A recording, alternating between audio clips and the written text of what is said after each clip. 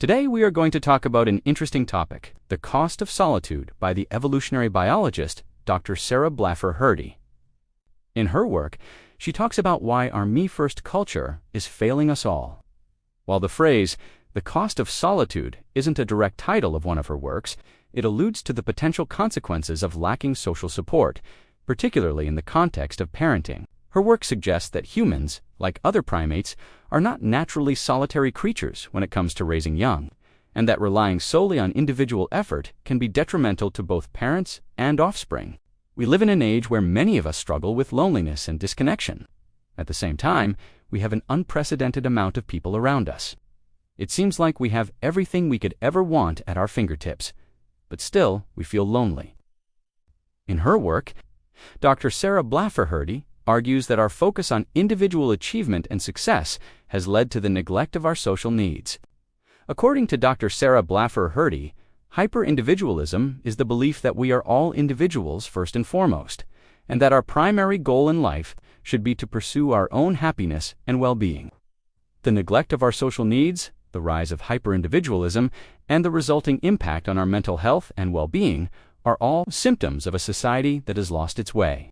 If we are to create a better future for ourselves and our children, we must reject the notion that we are all in this alone. We must recognize the importance of human connection and the need to build strong, healthy communities.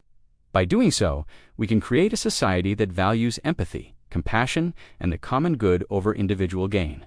Remember, we are all in this together, and our collective well-being depends on it. While individualism is not inherently bad, it becomes problematic when it leads to a disregard for the needs and rights of others.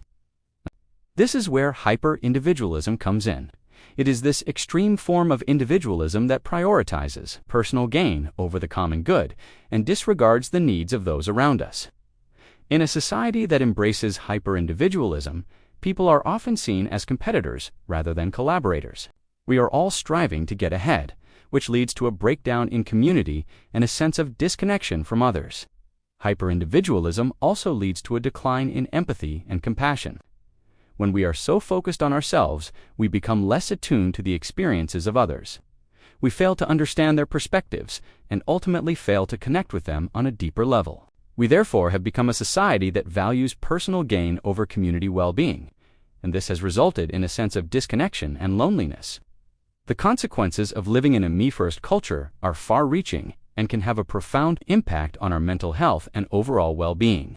The neglect of our social needs and the rise of hyper-individualism have created a society where disconnection and loneliness are rampant.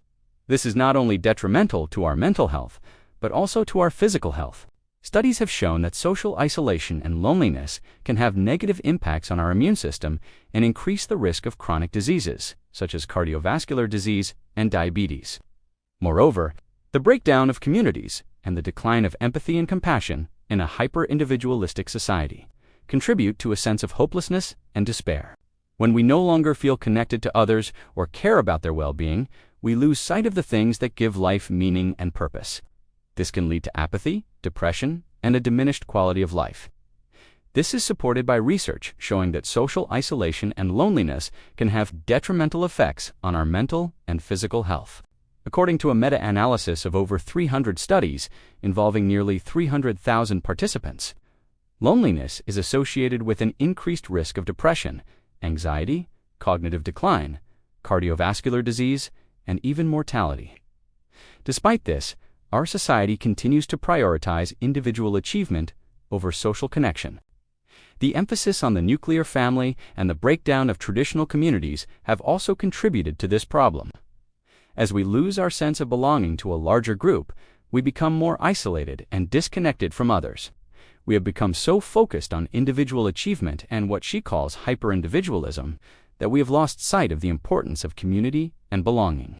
The result is our modern world often leaves us feeling isolated and alone.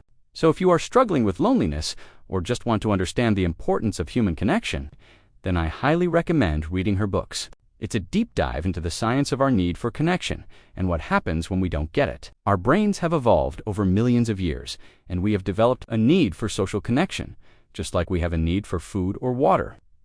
In conclusion, the me-first culture that permeates our society today is failing us all. If you found this video interesting, please share it with your friends and family. Subscribe for more.